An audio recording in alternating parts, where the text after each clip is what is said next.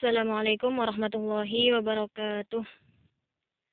Anak-anakku yang berbahagia, pada kesempatan kali ini Ibu akan bahas tentang periodisasi perkembangan ilmu fikih. Kemarin kita sudah bahas bahwa periodisasi perkembangan ilmu fikih itu dibagi menjadi 4 periode. Yang pertama yaitu periode pada masa Nabi Muhammad SAW. Secara fikih Islam pada hakikatnya tumbuh dan berkembang di masa Nabi. Sumber asas yang ada pada masa itu ialah Al-Quran dan hadis. Pada masa periode Nabi Muhammad SAW dibagi menjadi 2 masa, yaitu periode Mekah dan periode Madinah. Yang mana periode Mekah yakni pada masa selama Nabi SAW menetap di Mekah selama kurang lebih 12 tahun. Semenjak diangkat menjadi Nabi hingga beliau berhijrah ke Madinah. Dalam masa ini umat Islam masih sedikit dan masih lemah, belum dapat membentuk dirinya sebagai suatu umat yang punya kedaulatan dan kekuasaan yang kuat. Periode Mekah fokus kepada pembentukan pondasi ketauhidan Islam. Jadi pada masa itu wahyu yang turun itu berkaitan dengan tauhid dan akidah.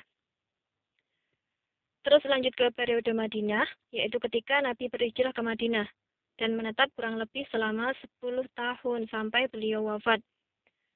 Dalam masa ini umat Islam berkembang dengan pesatnya dan pengikutnya secara terus-menerus bertambah. Nabi mulai membentuk suatu masyarakat Islam yang berkedaulatan. Karena itu, timbullah keperluan untuk membentuk syariat dan peraturan-peraturan bagi masyarakat guna untuk mengatur hubungan antar anggota dan masyarakat. Dan pada waktu itu, wahyu yang telah diturunkan, tidak semua ayat hukum itu memberikan penjelasan yang mudah dipahami. Maka, Nabi memberikan penjelasan dengan ucapan, perbuatan, pengakuannya yang kemudian disebut dengan sunnah Nabi. Lanjut kepada periode sahabat. Periode yang kedua yaitu periode sahabat berkembang pada masa wafatnya Nabi dan berakhir sejak Muawiyah bin Abi Sufyan menjabat sebagai khalifah. Pada periode ini muncul para sahabat Nabi terkemuka yang mengibarkan bendera-bendera dakwah Islam. Pada periode ini juga wilayah Islam sudah semakin luas yang mengakibatkannya adanya masalah-masalah baru yang timbul. Di peradaban ini kaum muslimin telah memiliki rujukan hukum syariat yang sempurna berupa Al-Quran, hadis, ijma' dan qiyas. Pada periode ini belum ada pembukuan fikih. Maksudnya adalah bahwa fikih hanya dikaji tanpa adanya suatu catatan-catatan yang bisa dibaca oleh generasi setelahnya. Lanjut pada periode yang ketiga, yaitu masa Abbasiyah. Disebut juga masa Mujahidin dan masa pembukuan fikih. Pada masa ini muncul mazhab-mazhab fikih yang banyak mempengaruhi perkembangan hukum Islam. Di antaranya yaitu yang pertama adalah Imam Abu Hanifah, seorang mujtahid dan pendiri mazhab Hanafi, lahir di Kufah dan meninggal di Baghdad. Beliau merupakan seorang tabi'in, yakni generasi setelah sahabat Nabi karena pernah bertemu dengan Rasulullah SAW, sahabat Rasulullah yaitu Anas bin Malik. Yang kedua adalah Imam Malik. Beliau itu merupakan putra dari Anas bin Malik. Dia terkenal dengan memiliki kecerdasan yang luar biasa. Beliau memiliki buah karya yang sangat terkenal yaitu Kitab Al-Muwatta. Lanjut adalah imam mazhab yang keempat adalah Imam Syafi'i. Dia berguru fikih kepada Imam Malik dan mengkaji Kitab Al-Muwatta juga. Dan mampu menghafalkannya hanya dalam waktu 9 malam saja.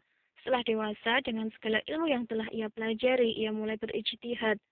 Buah dari ijtihad beliau adalah mazhab Syafi'iyah yang mana mempunyai pengaruh sangat pesat terbanyak di dunia pada saat ini. Adapun yang keempat adalah Imam Ahmad bin Hanbal. Imam Ahmad bin Hanbal itu lahir di Baghdad. Banyak ulama yang menyatakan bahwa Imam Ahmad ini adalah mencari ilmu di Baghdad dan sekitarnya sampai kurang lebih 19 tahun. Beliau mulai mengumpulkan hadis dan mendalami fikih sejak umur 15 tahun.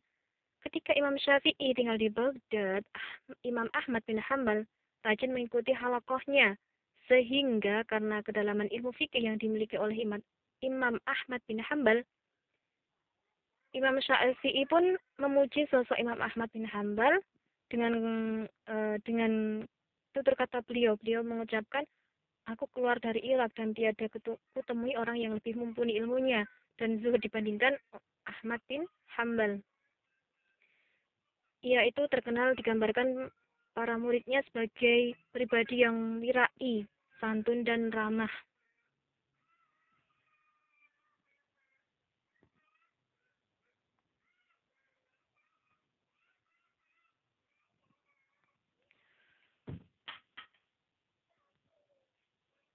Faktor utama yang mendorong perkembangan ilmu pengetahuan di dunia Islam pada masa itu yaitu adanya penerjemahan buku-buku Yunani, Persia, Romawi ke dalam bahasa Arab. Selain itu, luasnya ilmu pengetahuan dan adanya upaya umat Islam untuk melestarikan isi dalam kandungan Al-Quran, hadis, ijma' maupun qiyas secara teoritis maupun secara praktis. Lanjut, periode yang keempat adalah periode taklid. Apa yang dimaksud dengan taklid? Masa taklid adalah masa ketika semangat para ulama untuk melakukan ijtihad mulai melemah dan mereka kembali kepada dasar tasrik yang asasi dalam pengistinbatan hukum dari nas Al-Quran maupun dari sunnah. Sebab-sebab munculnya taklid yaitu karena keterbelenggunya akal pikiran sebagai akibat hilangnya kebebasan untuk berpikir.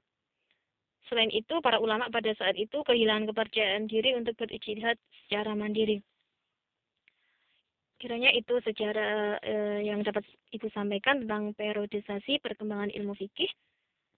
Besok kita sambung lagi. Saya akhiri. Wassalamualaikum warahmatullahi wabarakatuh.